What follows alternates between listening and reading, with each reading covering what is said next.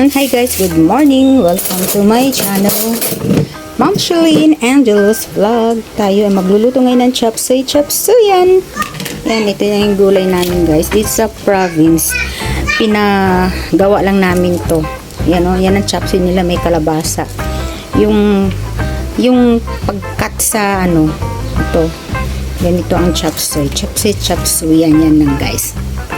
So while cooking, meron akong ditong overripe na mango. Iba na rin ang lasa niya. Hindi na siya yung fresh na mango. Lasang na siya, yung padung ng masira. Yung sobrang hinog na, medyo hindi na siya masarap. Pero pagtsatsagaan natin. Kasi sayang. Oh, nalinis ko na ito. Ito kong bawang, sibuyas, and then ito, butter, tapos mayroon akong shrimp, tsaka atay. Yan ang isasahog ko.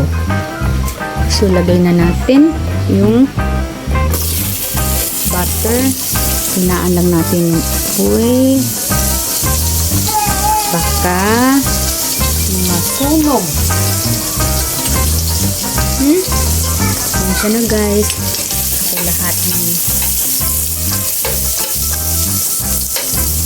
Ako lahat ang gumagawa.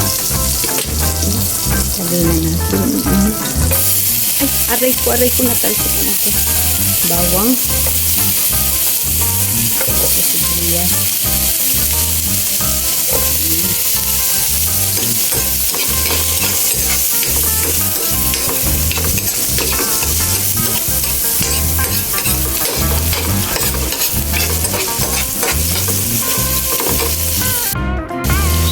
Lagay natin yung atay ng manok.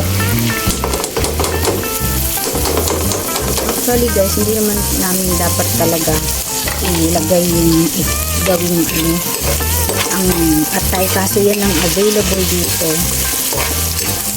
So, saka medyo na siya, isang linggo na yata ito, kaya kailangan ma-dispose na ito, maluto na. Pero okay pa naman siya kasi nasa freezer naman. So, yung ating chapsuy ngayon guys ay overloaded sa sahog. Sa sahog na atay o overloaded din. Yan. Tapos yan, meron na akong may tagahawak na ng camera doon. Ang hirap mag-vlog. May okay lang to. Kaya kong hipon. Lagay na natin ang hipon. Ang daming sahog. Overload talaga itong sahog natin sa kakarampot nating gulay. Ay, di masarap. Diba?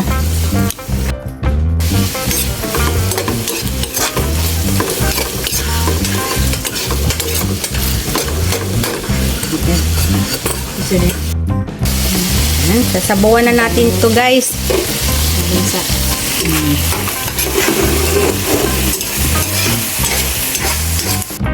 Okay.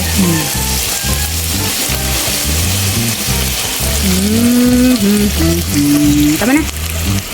Lagyan natin ng pork cube. Nor cube.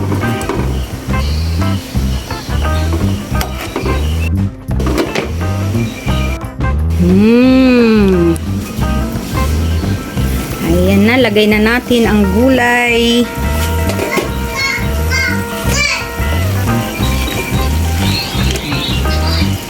Iba dito guys, may kalabasa pang kasama ang chapsuy dito.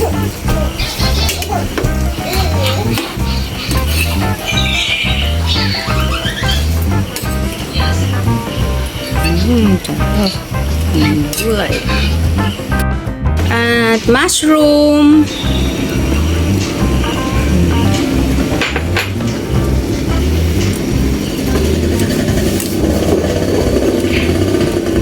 Sarap, ang bango.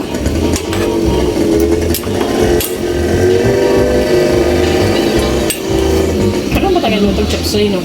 Oo. At cornstarch guys, pampalasa. Tapos, lagyan ulit natin ng paminta. Tapos, retouch ng lasa. Medyo matabang, lagyan natin ng magic. Mamagicin na natin guys. Yan. Magic sarap.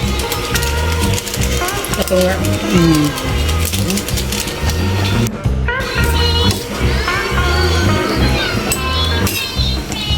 Alisin mo muna yung sandok mo, pang thumbnail.